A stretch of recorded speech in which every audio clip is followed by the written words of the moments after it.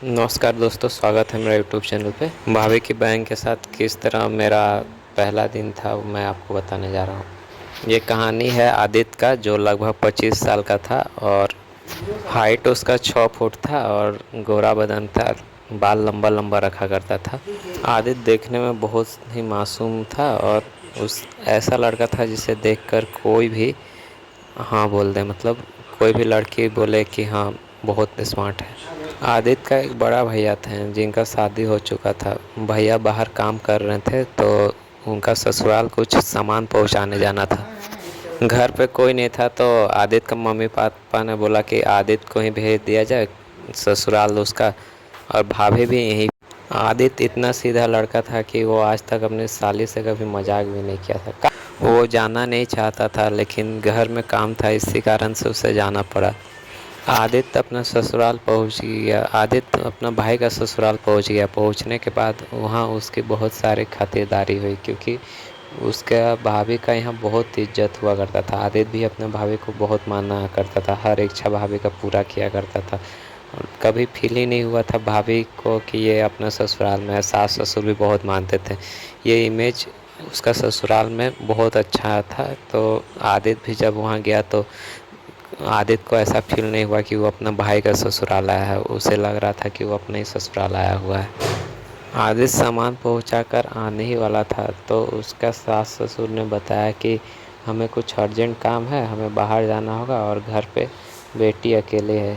तो आप एक काम कीजिए, आप यहीं रुक जाइए, उसका भी देखभाल हो जाएगा और कोई ट्रस्ट वाला आदमी रहे तो अच्छा लगता है। आदित्य ना चाहते हुए भी उसे रुकना पड़ा। भैया का फ़ोन आया था कि साली साहिबा अकेली हैं तो रुक जाने के लिए।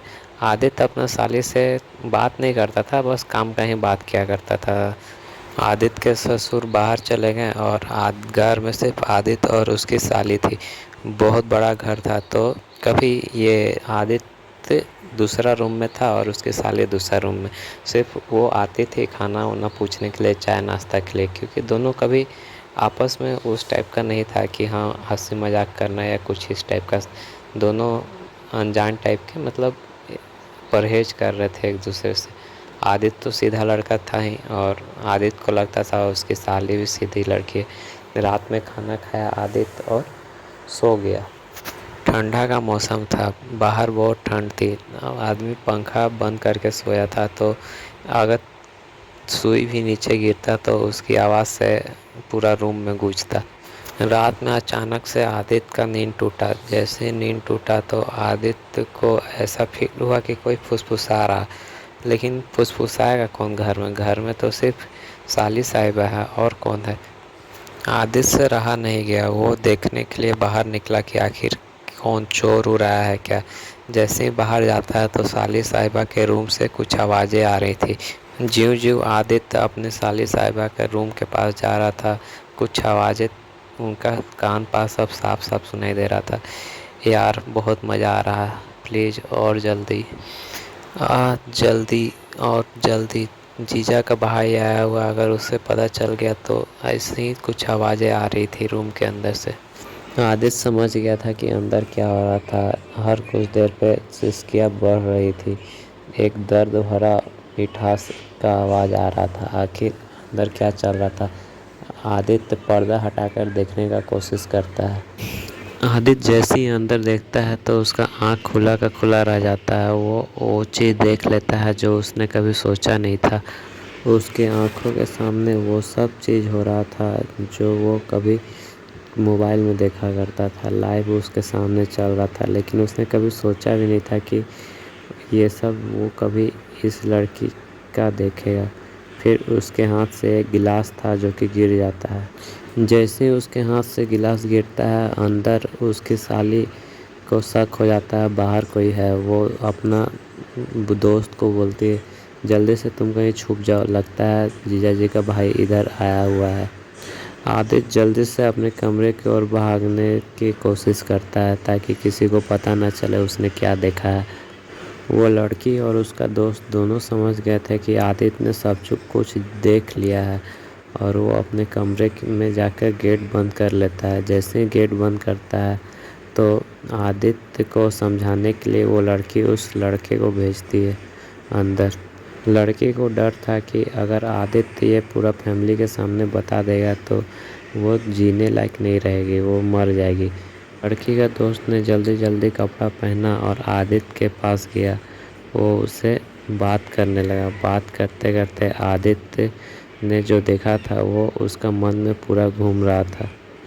आदित्य ऐसे रिएक्ट कर रहा था कि जैसे कि उसे कुछ पता ही नहीं है। लड़की का दोस्त ने उससे बहुत कोशिश किया कि वो कुछ बोले ताकि वो बात आगे बढ़ाए और उसे मना करे, लेकिन आदित्य अपने आप पे कंट्रोल रखा रहा। और फिर वो आदित्य उससे कुछ नहीं बताता। ऐसा लगता है कि उसे कुछ पता ही नहीं है। लड़का भी खुल के उसे कुछ बोल नहीं पा रहा था कि पता नहीं क्या सोचेगा, लेकिन फिर दोनों आपस में बात करते हैं और फिर दोनों सोते हैं। अब आदित्य को नींद कहाँ आने वाली है। आदित्य को अब तो उस सीन के ही बारे में पूरा याद आ रहा था, किस तरह उन लोगों के बीच में प्यार चल रहा था। लड़का वो सब काम करने के बाद बहुत थक चुका था। थकने के बाद वो जब आदित्य के साथ सो रहा था तो उसे इंस्टेंट नींद आ जाती है। आदित्य को नींद नहीं आ रही थी और आदित्य के साथ वो लड़का पूरा थक चुका था, जिसके कारण उसे अब बहुत नींद आ रही थी। वो सब काम करने के बाद उससे भी थकावट तो हो ही जाती है। नींद में उस लड़के ने आदित्य के ऊपर हाथ रखता है। आदित्य के सामने वो पूरा सीन उसकी आंखों में ढूंढ चल रहा था। जैसे ही वो हाथ रखता है तो उसका पूरा तन बदन में आग लग जाता है। वो हाथ को उठा के अपना उस जगह पे रख देता है जहाँ पे उसे आग ज़्यादा लगी हुई थी। दोस्तों, मेरे चैनल को अगर सब्सक्राइब नहीं किया है तो प्लीज़ सब्सक्राइब कर दो।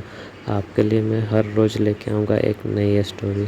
एक्चुअली वो लड़का बाइसेक्सुअल था। जैसे ही आदित्य के ऊपर उसने हाथ रखा तो उसे भी कुछ होने लगा। मिलता हूँ इस स्टोरी का पार्ट 2। आगे क्या होता है उस लड़के और आदित्य के बीच में, और वो लड़की कहाँ रहती है। अगर मेरे चैनल पे न्यू हो तो मेरे चैनल को सब्सक्राइब ज़रूर करना। आपका एक लाइक करने में तो कुछ नहीं जाता, लेकिन आपका एक लाइक मुझे बहुत कुछ दे जाता है।